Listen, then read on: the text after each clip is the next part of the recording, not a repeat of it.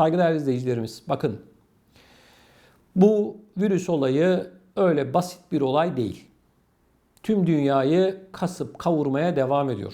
Baktığımız zaman gelişmiş ülkelerden fakir ülkelere kadar hemen hemen hepsinde büyük bir dert halinde. Öyle bir noktaya getirdiler ki bakın değerli izleyicilerimiz, herkes alıştı. Artık mesela eskisi gibi bir korku var mı? Yok. İnsanlar ne olursa olsun moduna geldi ama bir taraftan da insanlar hayatlarını kaybetmeye devam ediyorlar. Yani bu virüse insanların psikolojisini alıştırdılar. Bakın, havalar soğumaya başladıkça vaka sayısı artacak. Pek çok yerde kısıtlamalar yeniden hayata geçecek. Eskisi kadar olmasa da kısıtlamaları yine konuşacağız.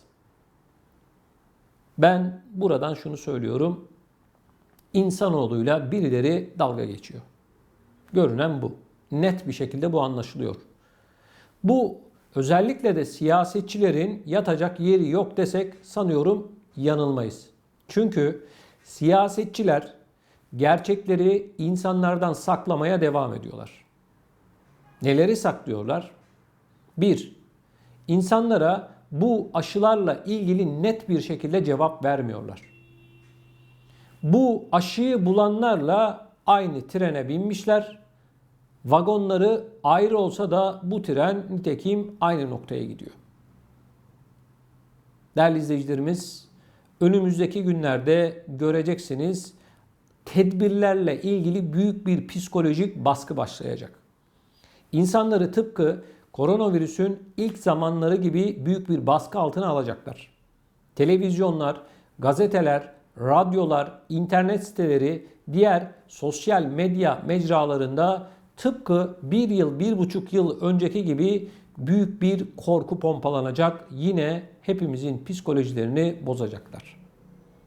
İşte biz onun için soruyoruz. Madem bu aşılar bütün sorunları çözecekti, neden başa dönüyoruz? Neden vaka sayıları sürekli olarak artıyor? Neden sürekli bu virüs yeni mutasyonlarıyla karşımıza çıkıyor? Mu mutangı diyorlar. Biliyorsunuz önceden İngiliz mutangı, Hindistan mutangı, Güney Afrika mutangı, Brezilya mutangı vardı. Mutasyona uğramış haliydi. Ama yine Profesör Doktor Uğur Şahin'in yapmış olduğu açıklamaya göre daha çok mutantlar, mutasyonlar olacak. Evet değerli izleyicilerimiz, olay yeni başlıyor. Şimdi önümüzdeki günlerde yeni bölümleri izleyeceğiz. Bu senaryonun yeni bölümleri yazıldı. Çıkıp birileri oynayacak. Başrollerinde de bu senaryonun siyasetçiler ve bilim insanlarımız var. Evet, bakalım önümüzdeki aylarda neler olacak. Tabii bunları söylerken sakın beni yanlış anlamayın. Ben hiç kimseye aşı olup olmama konusunda herhangi bir şey söyleyemem. Herkesin kendi karar vermesi gerekiyor. Doktorlara danışmanızı ben tavsiye ediyorum. Siz doktorlarınızı dinledikten sonra elbette ki sağlığınızla ilgili kararları, en doğru kararı vereceksiniz. Bilim ne diyorsa tabii ki ondan ayrılmamak gerekiyor. Evet değerli izleyicilerim, benim ne demek istediğimi çok çok iyi anladığınızı düşünüyorum. Görüyorsunuz, insanlar hayatlarını kaybetmeye devam ediyorlar. İnsanların ekonomileri, psikolojileri, sosyolojileri, her şeyi bozulmaya devam ediyor. 1,5 yıldır, hatta 2 yıldır bu koronavirüsle ilgili bana soracak olursanız ciddi bir adım atılabilmiş değil. Eğer atılsaydı bugün vaka sayıları yeniden yükselmezdi. Maalesef tablo bu şekilde değerli izleyicilerimiz. Değerli izleyicilerimiz, bildiğiniz üzere Almanya seçime gidiyor. 26 Eylül'de, yani çok kısa bir süre sonra sandığa gidilecek ve Almanya yeni başbakanını seçecek. Seçimin en önemli adaylarından bir tanesi olan başbakan adayı Armin Laschet Türkiye ile ilgili bir son dakika açıklaması yaptı. Laschet yapmış olduğu açıklamada Türkiye ile ilişkilerin mutlak surette düzeltileceğini söyledi. Değerli izleyicilerimiz, bakın. Bu açıklamayı yapmış olduğu yer Türk Mahallesi olarak, Türk semti olarak bilinen Carlsberg de yaptı. Bunun da bir diğer anlamı şu: Türklere zeytin dalı uzatıyor. Türklerin oyunu alabilmek için yapılan bir açıklama olarak görüyoruz. Açık bir şekilde ortada.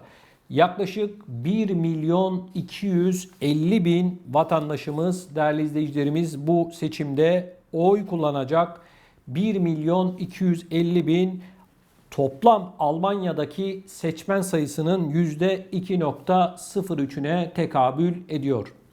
Şimdi bakın, Almanya'da Laschet başbakan olduğu zaman Türkiye ile ya da Türklerle olan ilişkilerle ilgili hiçbir değişiklik olmayacak.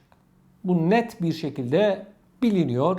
Çünkü bu siyasetçiler oyları alacaklar, federal meclise gidecekler. Ondan sonra yıllardır olduğu gibi işlerine, güçlerine bakacaklar. Zaten şuna emin olun değerli izleyicilerimiz, Almanya'nın hiçbir şekilde Türkiye ya da Türkler umrunda falan değil. Ben bunu açık bir şekilde anlayabiliyorum. Yani bunu eminim ki sizler de biliyorsunuz. Türkler 1961 yılında yapılan bu anlaşmayla Almanya'ya geldiler.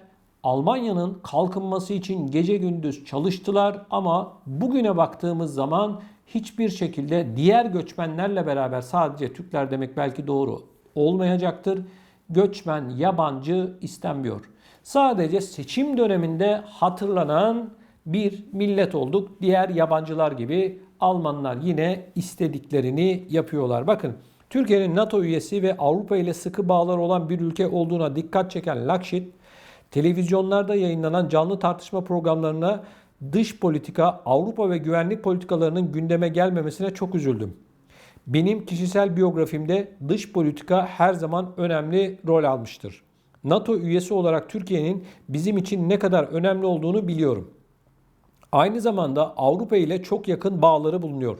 Türkiye'nin bir dostu olarak başbakanlık döneminde ilişkilerin daha iyi olmasını umut ediyorum. Bunun için çalışmalıyız dedi.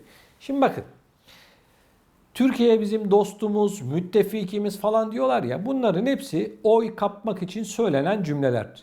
Türkiye Almanya'nın dostu, müttefiki falan değil.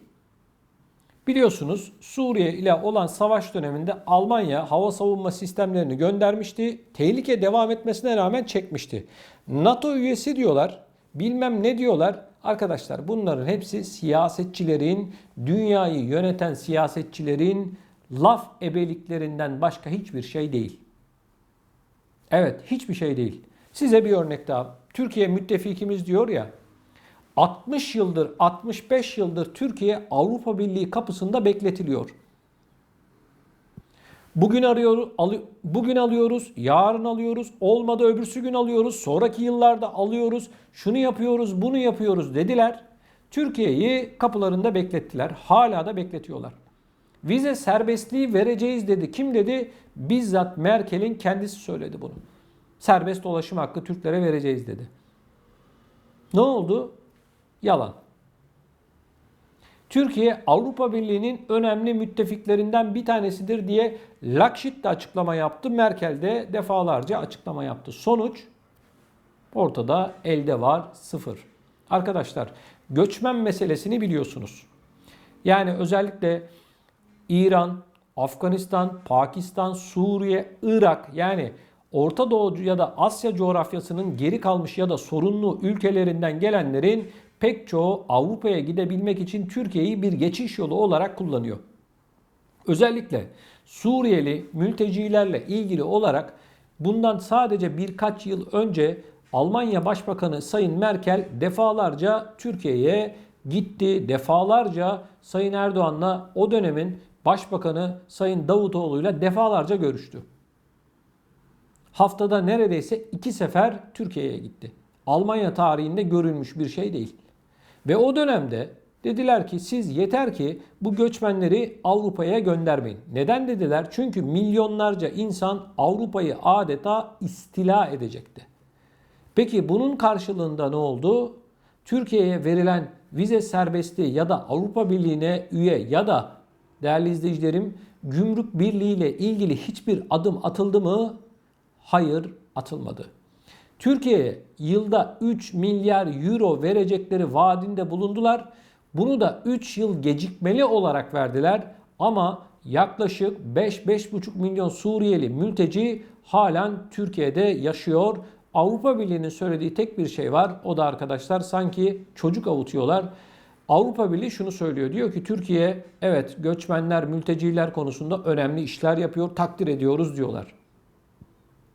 Bu kadar. Hepsi bu. Bakın arkadaşlar.